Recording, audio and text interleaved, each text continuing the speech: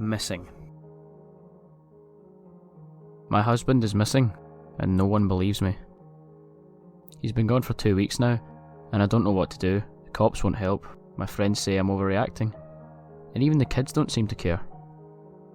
Each day that goes by I feel more and more hopeless, wishing I could see him again. That I could wake up and have him right next to me, holding me in his arms and telling me everything was okay. The stranger that shares my bed is not him. No matter how much it looks like him, every day it makes the same corny jokes, whistles the same tune, calls home and leaves the same voicemail saying how much it misses me and loves me, but it's all a lie. I know my husband, and the thing that walks through the door each night and chases the kids around the house until all 3 of them are breathless from laughter is not him, and I'm the only one who's noticed. Can you blame me then? For not wanting to eat at the table with that thing? For not wanting to sit next to it while the family watches TV? To not want to lie next to it each night, having to roll over and see those eyes, those soft brown eyes, look out in hurt and confusion as I pull away from its touch, because no matter how much it looks like him, as much as it acts like him, no matter how many times it begs me to go back to the doctor and keep taking my pills, I know the truth. I know what I have to do. Sheila may have been hesitant, but finally she agrees that Molly and Kyle can spend the night at her house. I hang up the phone and make sure I have everything ready. The hardware store said the rope I bought was the sturdiest they sold, and after a few hours practice I feel more comfortable with the blowtorch. One way or another, I'm going to find out where my husband is. Rural America. Hugh had met Lauren while they were both freshmen in college. I knew she was the one after their 4th date. Riding on the Ferris wheel, the glow of the fireworks lighting up her face in the night sky, Hugh reached into his pocket and didn't even get 2 words out before Lauren was showering him with kisses, going, "Yes, yes, 1,000,000 times yes." They were married 2 years before Lauren gave birth to their first son, Tyler. With a set of lungs that could drown out a police siren, Tyler gave them more than a few restless nights. Despite that, Hugh and Lauren were thrilled when they discovered she was pregnant with baby number 2, and when James came into the world, he and Tyler became the best of friends. Life had been good to Hugh, but living in the city hadn't. With his family now twice as large, Hugh knew he had to settle down soon, so when the realtor called about a 3-bedroom out in rural Texas, Hugh had jumped on it. Sure, it was a bit out in the boonies, as Lauren kept reminding him, but Hugh was willing to put up with just about anything for that low price. And so it was with high spirits that they all pulled up to their new home, even Lauren forgetting to be grumpy upon seeing how beautiful everything was. Surrounded by nature, it was like a fairy tale. James, Tyler, don't wander off too far. The movers still have to unload everything and they can't get in if you're in the way. Hugh chuckled and pulled Lauren in close while the kids chased each other around the yard. Hey, you know what? Lauren smiled. What?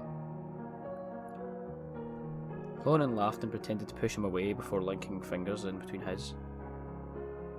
You were right, this place is wonderful. What was that? What? That noise. You didn't hear it? Hugh frowned. No. Wait, yeah, over by the trees. What is that? Both of them turned towards the woods. Even during the day, you couldn't see past 50 feet in there, but there was no denying something was out there. Tyler, James, come here, get away from those trees. It was too late. From out of the green burst a horde of feral hogs, shrieking in fury as the tusks pierced the air, around 30 to 50 advancing forward. Tyler and James tried to run, but it was no use. They were surrounded. Lauren screamed and rushed forward, but they were too far away. They could only watch as Tyler and James were crushed under a stampede of hooves, their cries drowned out by the sound of the hogs' fury and carnage.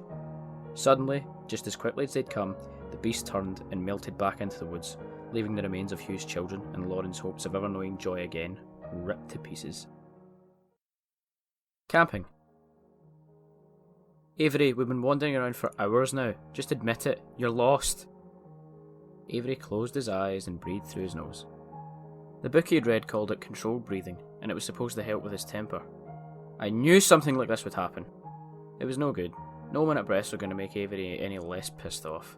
He had come out here to continue his path to lasting sobriety, make good on unkempt promises, but traipsing around the mountains with the world's biggest asshole, especially after being 2 months sober, wasn't what Avery had signed up for. Still, Nick was here, bitching every step of the way. But here, Avery had been surprised that he wanted to come. He had called using his therapist's phone since Nick still had his number blocked. And not only did his brother not hang up, but agree that a weekend camping sounded like fun. So when Nick had immediately started complaining about the lack of signal and how many bugs there were, and how he didn't understand why they had to hike so far into the campground, Avery held his tongue. He would have liked to have given Nick a piece of his mind, but that was the old him. Old Avery had a nasty temper. New Avery focused on practicing his breathing. How much further is this place? It's almost dark, and we left the trail ages ago. I told you it's up near the top, and we're not lost. I know exactly where we're going. Nick grumbled under his breath, then mercifully fell silent. Avery wondered if this was really worth it. He had promised they would go, but now that he was here, he was tempted to tell Nick to turn around and head home. This was a lot harder than he thought it would be. This is it, right? Yeah, you big baby, this is it. Nick cheered as they stepped into the clearing, dumping his pack onto the ground. Avery grunted as he dropped his own, stretching out his back. You have to admit, Avery, this place is awesome. How'd you find it? My friend told me I had to come sit here this time of year. Oh, this is the friend who helped you get sober? Avery turned away, lowering his head. Yeah, same one. Well, I'm glad they were able to help you, and glad they told you about this place. I'll have to meet him someday. Tell him thanks. Avery sighed and walked forward, reaching into his jacket. I think that can be arranged. Before he could stop him, Avery yanked Nick's head back and slashed open his throat, spraying blood everywhere. Sorry, Nick, this was the only way. I told you when I called that I'd be doing a lot of praying, and that was what got me clean. That part's true. What I didn't tell you is what I was praying to. But you'll find that out soon enough.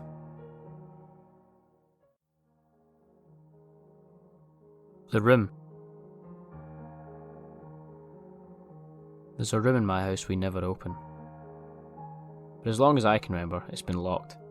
Parents never spoke of it, other than to remind my brother and I we weren't to go downstairs after dark, or listen to anything we might hear coming from it. Once when I was a youngster, my friend came to spend the night with me and waited till everyone was asleep before trying to convince me to go downstairs. He knew that we weren't supposed to, but no amount of pleas to go back and keep playing GameCube would stop him. So I was forced to wait anxiously by the stairs while he tried the doorknob. He turned around to ask me if there was a key somewhere when the handle started to shake, a heavy pounding from the other side. Both he and I screamed when my dad burst down the stairs, screaming at us to get back to bed this instant. That friend was never allowed over again. I learned to accept the door and tried not to give it too much thought, but my brother wouldn't leave it alone. Many a family dinner had ended with my parents angrily telling him to go up to the room after he wouldn't stop asking questions. They'd even threatened to lock his door at night if he didn't stop trying to sneak downstairs to see what was behind there. No matter how many times I told him to drop it, he continued to obsess. One day I came home and saw him sitting on the couch. His eyes were wide, his mouth open in horror. I tried asking him what was wrong, but he refused to speak. He just kept staring into space, his face twisted in a silent scream. My unease growing, I turned and walked to the hall. The door was open, just a crack. I stepped forward, my heart racing, until I was in front of it. A sudden impulse to throw it open, to go inside and see what was there grabbed me, and I reached my hand out. As I touched the knob though, a low whispering started from the darkness. Panicking, I slammed the door shut and shoved a table in front of it before fleeing to the living room. My brother's been gone for 7 months now. My parents cried, checking him into the mental hospital, but nothing we did would get him to talk. A week after he arrived, we found out he'd killed himself. I think about him all the time, and what he might have seen that could drive him to do such a thing. More and more I found myself standing in front of the door, listening to the faint whispers, and always resting my hand on the handle, but never turning it. I know eventually I won't be able to resist, and I'll unlock and discover for myself what's in there. Not tonight, but soon. Hide and seek. Why do I have to be it? Because, David explained again, I'm older and Mum left me in charge and I said so. But I'm always it, Benji whined. David grit his teeth. That's why he hated bringing Benji along. But their mother had insisted, so David and friends made do by making Benji permanently it for that afternoon's game of hide and seek. at least for the first 2 rounds, until Benji threw a tantrum.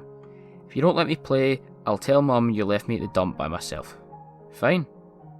I'll be it. Happy? Benji whipped and started running. Hey, I didn't start counting yet, David yelled as he retreated. He shook his head. Little brothers were so annoying. Michaela, Danny and Colin walked over to where David stood. So, should we hide too? Michaela asked hesitantly. Hell no, we're gonna go grab some snacks from the corner store. I'm starving. What about your brother? What about him? David said unconcernedly, already walking away. Let him stay and play by himself for a while. I need a break. The others shrugged and followed like they always did. Before passing through the hole in the fence they used to sneak in and out, David shouted, "Ready or not, here I come," then rushed away laughing. Corner store was only a couple blocks from the dump, so David wasn't too worried about leaving Benji behind. The guy that owned the place was never around, and David had never once seen a guard dog in all their years of playing there. So, when a couple hours later they snuck back in and started to call for Benji, David just thought his brother was being difficult on purpose and deciding to stay hidden. Alright Benji, come on out, lesson learned, it's time to go home. David paused to listen. Nothing, no stifled laughter, no shifting of camouflage or concealment. He began to wonder if Benji was even there. Yo Benji, this isn't funny, we will go home without you. Colin and Danny trudged over, shaking their heads. Michaela touched David's shoulder. Maybe he's at the pier, he likes it there, right? Yeah, good idea, come on, let's go check it out. But Benji wasn't at the pier, nor at the corner store, the library, or back home. David and his friends searched all night. Eventually the rest of the town joined them, before the state police took over a couple days later, but no Benji. If police dogs had been brought in sooner, they might have been able to discover his hiding spot. It was quite good. Having disguised it with trash, Benji had squeezed into an old fridge, lying on its side at the back of the dump. He felt quite proud of himself, knowing it wouldn't be easy for David to find him. Fortunately, it wasn't easy for Benji to find a way out either. He had still been screaming while David looked for him that first afternoon.